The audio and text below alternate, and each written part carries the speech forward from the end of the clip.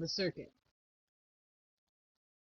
This selection is from The Circuit, Stories from the Life of a Migrant Child, a collection of autobiographical stories by Francisco Jimenez. In this story, the narrator, Panchito, tells of his difficult early years as part of a family of migrant farm workers. To him, life consisted of constant moving and work, with school wedged in around harvesting jobs.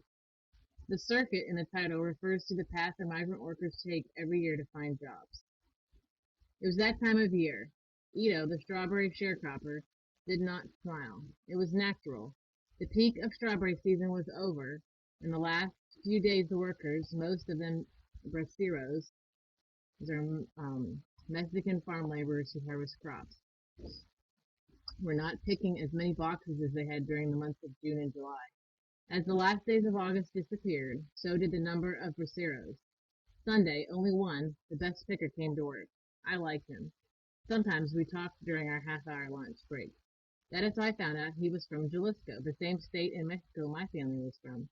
That Sunday was the last time I saw him. When the sun had tired and sunk behind the mountains, Ito signaled us that it was time to go home. Ya es hora, he yelled in his broken Spanish. Those were the words I waited for 12 hours a day, every day, 7 days a week, week after week. And the thought of not hearing them again saddened me. As we drove home, Papa did not say a word. With both hands on the wheel, he stared at the dirt road. My older brother Roberto was also silent. He leaned his head back and closed his eyes. Once in a while, he cleared from his throat the dust that blew in from outside. Yes, it was that time of year. When I opened the front door to the shack, I stopped. Everything we owned was neatly packed in cardboard boxes. Suddenly, I felt even more the weight of hours, days, weeks, and months of work. I sat down on a box. The thought of having to move to Fresno and knowing what was in store for me there brought tears to my eyes. That night I could not sleep. I lay in bed thinking about how much I hated this move. A little before 5 o'clock in the morning, Papa woke everyone up. A few minutes later, the yelling and screaming of my little brothers and sisters, for whom the move was a great adventure, broke the silence of dawn. Shortly, the barking of dogs accompanied them. While we packed the breakfast dishes, Papa went outside to start the Carconchita. That was the name Papa gave his old '38 black Plymouth. He bought it in a used car lot in Santa Rosa in the winter of 1949. Papa was very proud of his little jalopy. He had a right to be proud of it. He spent a lot of time looking at other cars before buying this one. When he finally chose the Carconchita, he checked it thoroughly before driving it out of the car lot. He examined every inch of the car. He listened to the motor, tilting his head from side to side like a parrot, trying to detect any noises that spelled car trouble. After being satisfied with the looks and sounds of the car, Papa then insisted on knowing who the original owner was. He never did figure out from the car salesman, but he bought the car anyway.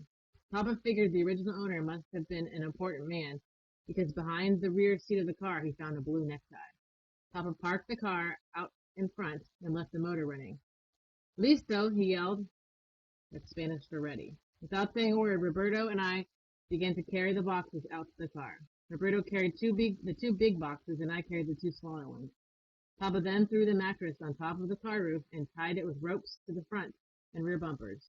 Everything was packed except Mama's pot. It was an old, large, galvanized pot she had picked up at an army surplus store in Santa Maria. The pot had many dents and nicks, and the more dents and nicks it acquired, the more Mama liked it. Me Ola, she used to say proudly. I held the front door open as Mama carefully carried out her pot by both handles, making sure not to spill the cooked beans. When she got to the car, Papa reached out to help her with it. Roberto opened the rear car door, and Papa gently placed it on the floor behind the front seat. All of us then climbed in. Papa sighed, wiped the sweat from his forehead with his sleeve, and said wearily, Es todo.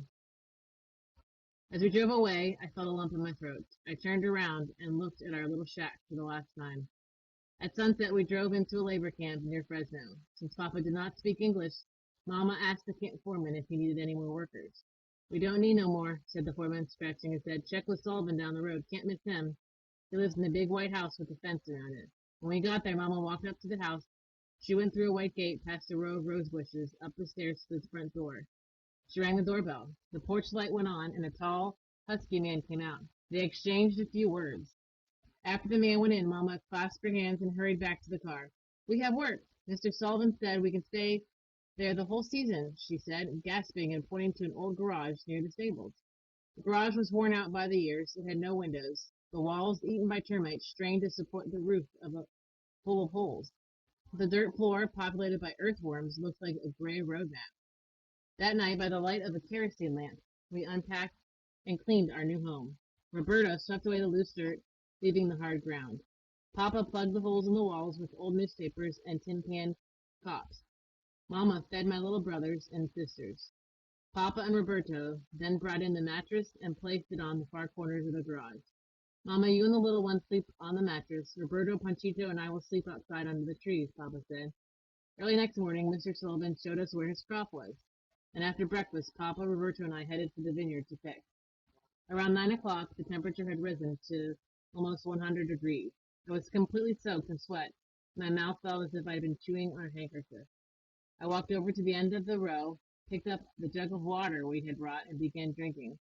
Don't drink too much, you'll get sick, Roberto shouted. No sooner he said that than I felt sick to my stomach. I dropped to my knees and let the jug roll off my hands. I remained motionless with my eyes glued on the hot, sandy ground. All I could hear was the drone of insects. Slowly, I began to recover. I poured water over my face and neck and watched the dirty water run down my arms to the ground.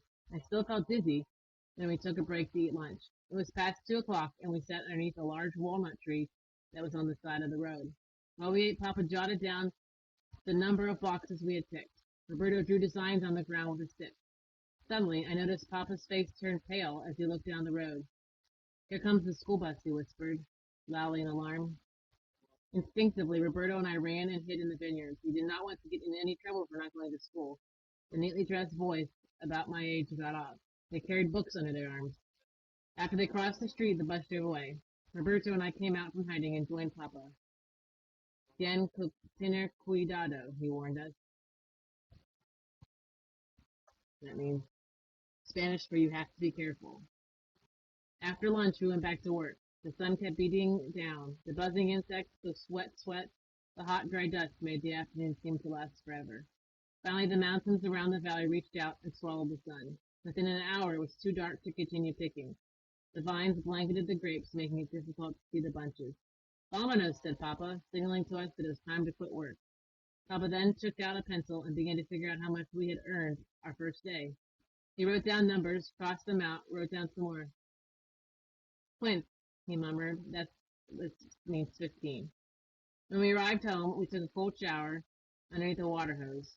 We then sat down to eat dinner and around some wooden crates that served as a table. Mama had cooked a special meal for us. We had rice and tortillas with carne con chile, my favorite dish, and hot peppers, beans, and tomatoes. A dish of ground meat, hot peppers, beans, and tomatoes. The next morning, I could hardly move. My body ached all over. I felt little control over my arms and legs. This feeling went on every morning for days until my muscles finally got used to the work. It was Monday, the first week of November. The grape season was over, and I could now go to school. I woke up early that morning and lay in bed, looking at the stars and savoring the thought of not going to work and starting sixth grade for the first time that year. Since I could not sleep, I decided to get up and join Papa and Roberto at breakfast. I sat at the table across from Roberto, but kept my head down. I did not want to look up and face him. I knew he was sad. He was not going to school today. He was not going to school going tomorrow or next week or next month. He would not go until the cotton season was over, and that was sometime in February. I rubbed my hands together and watched the dry, acid-stained skin fall to the floor in little rolls. When Papa and Roberto left for work, I felt relief. I walked to the top of a small grade next to the shack and watched the carconchita disappear in the distance as a cloud of dust. 2 hours later, around 8 o'clock, I stood by the side of the road waiting for the school bus number 20. When it arrived, I climbed in. Everyone was busy either talking or yelling. I sat in an empty seat in the back.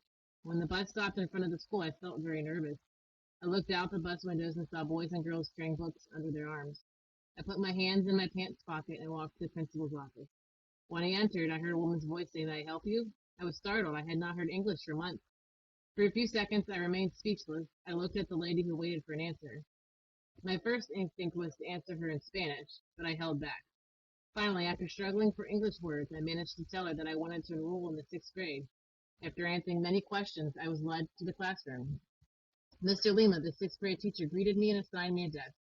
He then introduced me to the class. I was so nervous and scared at that moment, when everyone's eyes were on me, that I wished I were with Papa and Roberto picking cotton. After taking roll, Mr. Lima gave the class the assignment for the first hour. The first thing we have to do this morning is finish reading the story we began yesterday, he said enthusiastically. He walked up to me, handed me an English book, and asked me to read. We are on page 125, he said politely. When I heard this, I felt the blood rush to my head. I felt dizzy. Would you like to read? He asked hesitantly. I opened the book to page 125. My mouth was dry. My eyes began to water, and I could not begin. You can read later, Mr. Lima said understandingly. For the rest of the reading period, I kept getting angrier and angrier at myself. I should have read, I thought to myself. During recess, I went to the restroom and opened my English book to page 125. I began to read in a low voice, pretending I was in class. There were many words I did not know. I closed the book and headed to the classroom. Mr. Lima was sitting at his desk correcting papers. When I answered, he looked up at me and smiled. I felt better. I walked up to him and asked if he could help me with the new words. Gladly, he said.